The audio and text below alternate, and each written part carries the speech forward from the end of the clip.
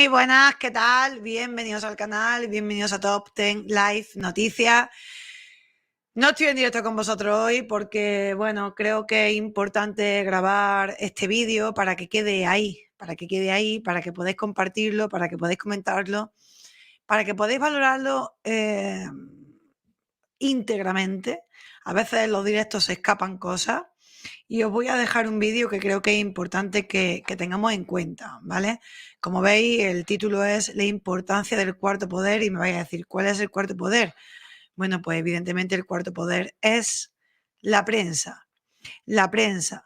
¿Por qué tiene perro guau guau tanto interés en controlar la prensa? Bien, bueno, pues porque la prensa es quien tiene ese poder de informar a quien no se entera, de investigar lo que algunos no quieren investigar. En definitiva, creo que la prensa es tan importante o más como el resto de poderes en un país, ¿no? A ver que se me va a caer el foco. Bueno, entonces yo quiero que le deis la importancia que se merece la prensa. Yo no hablo de prensa buena ni de prensa mala. Sí es cierto que cuando vemos noticias tenemos que saber qué noticias son y saber discernir si es verdad o es mentira. En los tiempos que corren cada vez eso es más complicado, pero bueno, la prensa creo que hace un papel demasiado importante para tenerlo apartado, digámoslo de cierta manera, ¿no? Y para ello quiero recordaros qué es el caso Watergate. El caso Watergate, para todo aquel que no sepa lo que es cuando el periodismo, cuando ese cuarto poder salvó la democracia. Esta democracia que dice perro guau guau, que es él. Él es la democracia. No, la democracia ya sabemos y hemos visto lo que es. Y por supuesto, no es su persona. Mira, os voy a leer un artículo, ¿vale? Lo voy a leer del artículo de Conversation. Esto es rigor académico, oficio periodístico. Esto es, os voy a leer, no sé de cuándo es, la verdad, pero os voy a leer porque creo que es importante que tengáis en cuenta qué significa la importancia de este cuarto poder. Decía el gran sociólogo Herbert Gans en 1960 que las noticias no son más que el ejercicio del poder sobre la interpretación de la realidad. Cuando se contemplaba en aquellos tiempos el trabajo de los periodistas, se tenía certeza de que el servilismo al poder era la nota dominante de la tarea de los trabajadores en los periódicos, las emisoras de radio y las cadenas de televisión, y que, como otra socióloga, Gay Tuckman, decía con acierto, las noticias eran todas novedades sin cambio.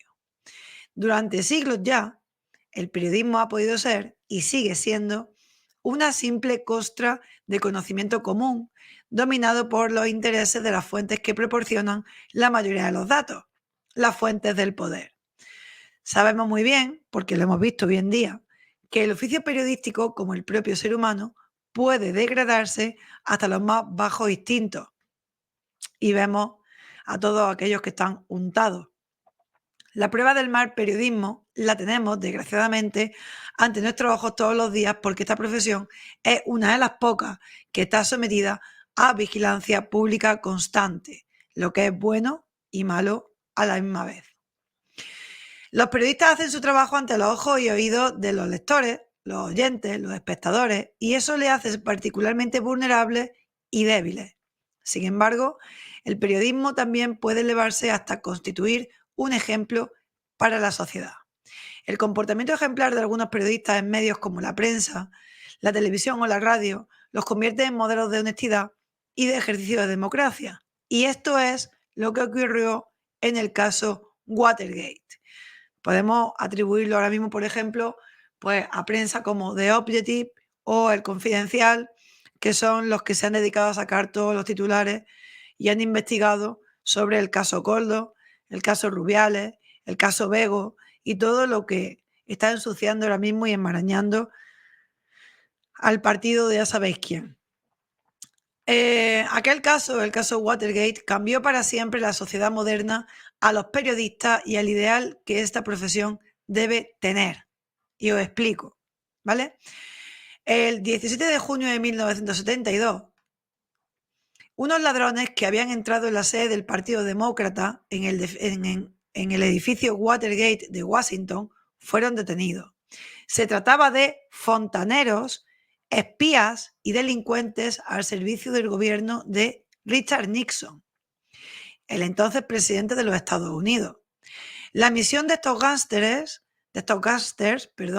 a sueldo de Nixon, recordad, presidente de los Estados Unidos, era comprobar que los micrófonos que espiaban al partido rival, es decir, al partido republicano, seguían funcionando correctamente para enterarse de todo lo que pasaba. Nixon dedicaba muchísimo dinero, ¿vale? A ver. Ah, no. Vale, es los demócratas. El republicano era él. Bien. No me había pillado bien la frase. Bueno, Nixon dedicaba muchísimo dinero público, a contratar espías y sabotear a los opositores demócratas. A los opositores demócratas. Él era republicano. Usaba y controlaba miles de dólares de donantes al partido y dedicaba los servicios de inteligencia gubernamentales a espiar, malversar y manipular toda la maquinaria del Estado norteamericano. Todo esto, como vemos, es más que actual y nos parece de lo más corriente en 2022. Tramas similares como Cambridge Analytica y Gürtel o Pegasus son casos muy similares de nuestros días en los que los políticos y gobiernos actuales juegan sucio, al igual que Nixon lo hizo en Watergate. ¿Qué fue distinto entonces en Watergate?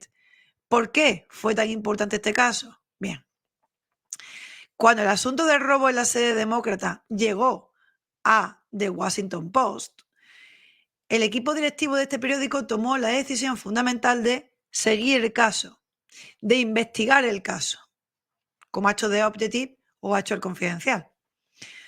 Continuar la pista de aquel asunto y de la trama de intereses y dinero era una apuesta complicada del periódico, del digital del periódico The Washington Post, porque iba a ser muy difícil demostrar el espionaje del presidente del gobierno, a pesar de que estaba claro. Como hoy, tantos casos, la certeza era total, pero demostrarlo era lo más difícil. Sin embargo, dos periodistas de investigación, uno más veterano y otro más joven, llamados Carl Bernstein y Bob Woodward, recibieron el encargo de profundizar en el asunto, de modo que su trabajo hizo crecer el interés por el tema en los lectores, ¿vale? La calidad del seguimiento de estos dos periodistas se acompañó del interés de otros medios, formando tal espiral de atención pública en prensa, radio y televisión que finalmente, en 1974, el presidente Richard Nixon dimitió por el caso Watergate.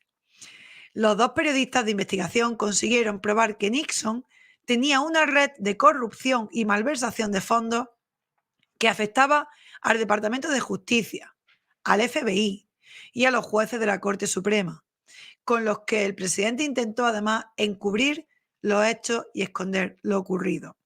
El asunto cobró un inmenso interés en los medios de comunicación norteamericanos que en las vistas orales del proceso ante la Corte Suprema seguían masivamente en televisión la revelación de las pruebas contra Nixon y las artimañas del presidente para grabar a sus rivales y hacer dimitir a sus funcionarios honestos. A pesar de haber sido reelegido en medio del proceso, finalmente el presidente dimitió porque perdió toda autoridad moral y respaldo en sus propias filas. Watergate fue el primer gran caso moderno en el que los medios de comunicación tuvieron la capacidad de generar atención hacia la corrupción política del más poderoso gobierno del mundo, los Estados Unidos. Los periodistas de investigación siguieron durante meses y meses las filtraciones, las pruebas de sus fuentes, la famosa garganta profunda, que desde círculos cercanos al poder proporcionó las pistas a los dos periodistas en un oscuro parking de la ciudad. Fue el primer ejemplo de la capacidad del periodismo de investigación para derrotar el fraude y la mentira. A partir de este ejemplo, los periodistas y los medios de medio mundo tuvieron un modelo de cómo trabajar. La triple validación de la información de las fuentes se convirtió en un protocolo periodístico. Desde entonces hay periodistas que saben que los datos de una fuente hay que contrastarlos con otras dos más. La resistencia a las presiones sobre el propio periódico fue un modelo de integridad en el trabajo. Es decir, ahora es cuando más resistencia tienen que poner todos estos medios que están intentando descubrir toda la trama de corrupción que hay en el PSOE, presuntamente. Dice, y aunque hubo momentos muy difíciles, la constancia y la diligencia de The Washington Post se convirtieron en la mejor defensa de la democracia y el respeto a sus valores para todo el mundo. Watergate no ha sido ni el primero ni el único de los casos célebres en el que el periodismo se convierte en el ojo público que vigila por nuestros derechos y libertades. Esta profesión a la vista de todos existe para defender nuestro sistema de libertad y de respeto a la verdad y protegernos del desastre. Hoy, más que ayer, recordar Watergate es volver a defender nuestro futuro.